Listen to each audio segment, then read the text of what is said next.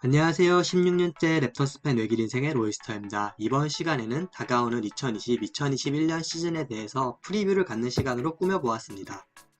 처음에는 시즌 프리뷰를 하고 그 첫 번째 시간으로 동부의 차기 시즌 판도를 예측하며 랩터스의 시즌 전망으로 이번 시간은 마무리하도록 하겠습니다.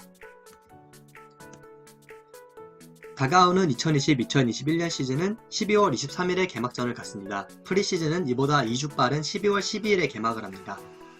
각 팀당 경기수는 72경기로 당분간 무관중 혹은 소관중으로 진행을 하며 확진자가 대량 발생할 경우 리그를 취소할 경우도 배제할 수는 없습니다. 또한 줄어든 경기수와 장거리 이동의 불안정성으로 같은 디비전 내에서의 경기가 더 중요해질 것으로 예상되며 올스타전은 열리지 않습니다. 여기서 잠깐 NBA 상식입니다. NBA가 12월에 개막하는 것은 흔하지는 않은 이야기지만 이번이 처음은 아니었습니다. 지난 2011년, 2012년 단축 시즌이 있었는데요. 이때는 선수협과 구단 측의 협상 결렬로 인해서 직장 폐쇄가 일어났습니다. 따라서 10월에 개막하지 못하다가 12월 극적으로 협상이 되어 리그가 재개했는데 이때는 팀당 66경기로 진행되었습니다. 몇 가지 주목할 점이 있습니다. 그 당시 르브론 제임스가 있었던 마이애미 히트가 우승을 했고 파이널 상대는 듀란트, 하든, 웨스트브룩, 이바카가 모두 있었던 오클라호마 시티 썬더였습니다. 또한 불명예스러운 기록도 하나 있는데 샬럿 바켓츠가 이 시즌 당시 7승 59패를 기록하며 1할이라는 승률을 거두었습니다. 그렇다면 이번 시즌의 동부 컨퍼런스의 판도를 요약해보도록 하겠습니다. 처음으로 브루클린 네츠와 밀워키 벅스의 패권 싸움이 있을 것으로 보입니다.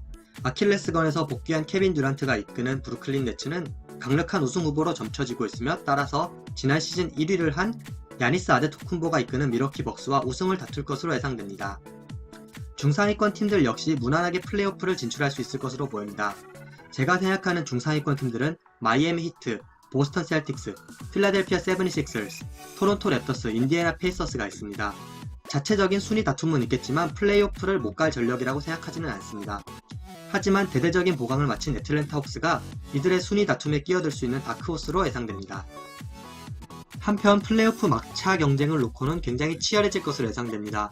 지난 시즌 4할 오픈의 승률로 플레이오프를 8위로 진출했던 올랜도 매직이 큰 보강을 하지 못한 가운데 9위 워싱턴과 10위 샬럿이 대대적인 전력 강화를 하였습니다. 4할 오픈이라는 커트라인이 낮은 만큼 오히려 8위 싸움이 더 진흙탕 싸움이 될 것이라는 예상입니다. 여기서 잠깐 NBA 상식입니다. 10위보다 승률이 낮은 9위가 있었습니다. 지난 시즌의 워싱턴 위저즈인데요. 워싱턴 위저즈는 버블에 입성해서 1승 7패라는 저조한 성적을 거두며 버블에 입성하지 못한 샬럿보다 순위가 떨어지는 결과를 낳았습니다. 하지만 최종 순위는 버블 전 순위로 결정을 되었기 때문에 9위의 자리는 승률이 더 낮음에도 불구하고 워싱턴 위저즈고 드래프트에서도 샬럿이 10위, 워싱턴을 9위로 계산하였습니다. 그렇다면 이번에는 각 디비전별로 차기 시즌의 판도를 예측해보겠습니다. 첫 번째로는 애틀랜틱 디비전입니다. 지난 시즌 뉴욕 닉스를 제외한 4팀이 모두 플레이오프에 진출했습니다. 그 가운데 7위를 했던 브루클린에서 듀란트가 복귀를 함으로 인해 경쟁이 더욱더 치열해질 전망입니다. 한편 보스턴과 필라델피아는 강호인 팀이지만 우승을 위한 한 단추가 모자라는 평가를 듣고 있습니다. 따라서 우승을 위해 시즌 중 큰 트레이드가 있다면 이 두 팀 중에서 일어날 가능성이 높습니다. 이번 시즌 애틀랜틱 디비전에서 가장 주목이 되는 선수는 단연 케빈 듀란트입니다. 말이 필요 없는 역대 최고의 선수 중 하나인 케빈 듀란트가 이번 시즌 드디어 아킬레스건 부상으로부터 복귀합니다. 다만 걱정되는 것은 아킬레스건 부상 이후 복귀한 선수 중에 예전 같은 기량을 보여줬던 선수가 아무도 없었다는 것이고 또한 케빈 듀란트이기 때문에 사람들이 기대를 갖는 것은 부상으로 기량이 떨어진다고 해도 레전드급의 선수니까 슈퍼스타급의 퍼포먼스는 보여주지 않을까라는 기대를 품고 있습니다. 두 번째로는 센트럴 디비전입니다. 일단 센트럴 디비전에서는 밀워키가 절대적인 강력함을 보여주고 있습니다. 하지만 밀워키의 가장 큰 과제는 아데토쿤보가 이번 시즌이 끝나고 잔류하는 것이기 때문에 이번 시즌 결과에 따라서 팀의 역사가 갈릴 것으로 예상됩니다. 그리고 잠깐 인디애나 페이서스의 이야기를 하겠습니다. 인디애나 페이서스는 이번 오프시즌 여러가지 트레이드 루머가 무성했지만 결국 일어난 것들은 없었습니다. 이론상으로는 올스타가 2명이나 있고 버블에서 활약을 해준 TJ 워렌이 있는 강팀이지만 빅터 올라디포의 길어지는 부상 후유증으로 실력이 얼마나 될지는 아무도 예측할 수 없습니다. 나머지 3팀의 경우에는 무난한 하위권을 보내면서 리빌딩을 하는 시즌이 될 것으로 예상됩니다. 이번 시즌 센트럴 디비전에서 가장 주목이 되는 선수는 야니스 안테토쿤보입니다. 사실 아데토쿤보는 이번 시즌 보여줄 퍼포먼스보다는 팀이 우승을 할 수 있느냐 없느냐, 그리고 이번 시즌이 끝나고 이적을 하느냐 마느냐에 대한 것에 많은 관심이 쏠리고 있는데요. 야니스 본인이 밀워키에서 우승을 가장 원한다고 하고 있기 때문에 이번 시즌 정말 집중해서 플레이를 할 것으로 보입니다. 마지막으로 사우스 이스트 디비전입니다. 사우스 이스트 디비전에는 지난 시즌 준우승을 한 마이애미가 있습니다. 마이애미는 파이널 진출을 통해서 신인 선수들이 많이 경험을 쌓고 성장했고, 오프시즌에는 에이버리 브래들리, 모 하클리스 등 필요한 선수를 착실하게 보강하며 이번 시즌에도 좋은 성적을 거둘 것으로 예상됩니다. 한편 나머지 팀들로는 지난 시즌 8위, 9위, 10위를 했던 팀들이 다닥다닥 붙어있고 대대적인 전력 보강을 한 애틀랜타 혹스가 있기 때문에 플레이오프 막차 전쟁이 정말 치열할 것으로 예상되는 디비전입니다. 사우스 이스트 디비전에서 가장 주목되는 선수는 러셀 웨스트브룩입니다. 휴스턴에서의 지난 시즌은 명백한 실패입니다. 따라서 전 MVP가 2시즌 연속 트레이드되는 수모를 겪었는데요. 더 이상 물러설 것이 없는 만큼 러셀 웨스트브룩이 더 절박한 마음으로 마음을 다시 잡고 플레이할 것으로 보입니다. 다행스럽게도 워싱턴은 현재 웨스트브룩에게는 최고의 조건들이 갖춰진 팀입니다. 일단 우승에 대한 부담이 없는 팀이고 옛날 스승이던 빌리 도노반과 재회를 합니다. 또한 팀 내 최연장자이므로 서열 정리가 어느 정도 웨스트브룩을 중심으로 이루어질 것 같습니다.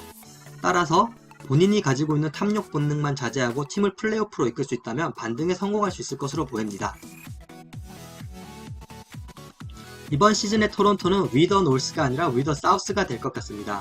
미국 캐나다 간 방역 안전을 위한 캐나다 정부가 토론토에서 NBA 경기를 여는 것을 불허했기 때문에 임시 연고지로 플로리다주에 있는 템파베이를 임시 연고지로 결정하였습니다. 따라서 2021-2022년 시즌에는 토론토로 다시 랩터스가 돌아갈 것 같습니다. 아마 플로리다에서 열리는 시즌에 대해서 선수들은 만족할 것으로 보입니다. 일단 플로리다는 토론토에 비해 따뜻한 기후를 가지고 있으며 주에 내야 되는 세금도 적고, 대부분이 미국 선수인 랩터스 경우에는 자국민 자격으로 인해서 세금이 줄어들기 때문에 실질적인 소득도 늘어납니다. 또한 국내선을 이용함으로써 국제선을 이용하는 것보다 비행 피로가 줄어들 것으로 보입니다. 다만 익숙치 않은 코트를 사용한다는 것, 홈팬들의 열기가 적을 것은 아마 불안 요소로 보입니다. 이번 시즌 개막을 앞두고 랩터스에게 있는 몇 가지 좋은 소식 중 하나는 라이벌 팀들의 미미한 전력 강화입니다. 보스턴 셀틱스와 필라델피아 세븐티식서스가 큰 전력 보강을 하지 않았습니다. 또한 랩터스는 기존 전력을 대부분 유지하는 데 성공했습니다. 서지 이바카, 마크 가솔 같은 빅맨들이 이탈했지만 적정가의 좋은 선수들을 데려왔으면서 선수들의 변동의 폭이 좁았기 때문에 기존에 좋았던 팀 케미스트리를 유지하는 것이 가능해졌습니다. 다만 좋은 소식이 있다면 나쁜 소식도 있겠죠. 첫 번째로는 브루클린 네츠가 케빈 듀란트가 복귀했다는 점입니다. 이는 랩터스에게 더욱더 치명적인데 같은 디비전 팀과는 시즌당 4번을 붙어야 되기 때문입니다. 강팀과 맞대결이 많아지고 총 경기수가 줄어들었다는 것은 랩터스가 성적을 쌓는데 불리합니다. 또한 아까 말씀드린 바뀐 연고지 또한 나쁜 소식이라고 할 수도 있습니다. 아까 말씀드린 것처럼 장점이 많아 보이기는 하지만 경기장이 바뀐다는 측면에서 선수들의 적응 문제가 있을 수 있고 홈코트의 뜨거운 열기가 사라진다는 점도 걱정되는 점입니다. 마지막으로 제 개인적인 예상입니다. 제 생각에는 랩터스가 동부 5번 시드 정도를 차지할 것 같습니다. 솔직히 브루클린 네츠, 밀워키 벅스 이 두 팀 중 하나가 동부를 우승할 수 있을 것 같고, 그렇게 따지면 실질적으로 할 수 있는 가장 높은 순위는 3위인데 아마 랩터스가 마이애미 히트, 보스턴 셀틱스보다 좋은 성적을 거둘까? 이런 점에서 저는 의문을 갖습니다. 따라서 5위로 예상을 합니다. 플레이오프에서는 2라운드 진출을 하는 정도의 성적을 거둘 수 있을 것 같습니다. 5번에서 6번 시드를 얻는다면 상대적으로 약한 상위 시드를 붙기 때문에 충분히 업셋을 이루어낼 수 있다고 생각하고, 이 전력으로는 아쉽지만 컨퍼런스 파이널이나 동부 우승을 내다보기에는 부족한 것 같습니다. 제가 이번 주에 준비한 자료는 여기까지입니다. 여러분들의 좋아요와 구독은 언제나 큰 힘이 되고 궁금하신 점이 있다면 댓글로 남겨주시면 감사하겠습니다.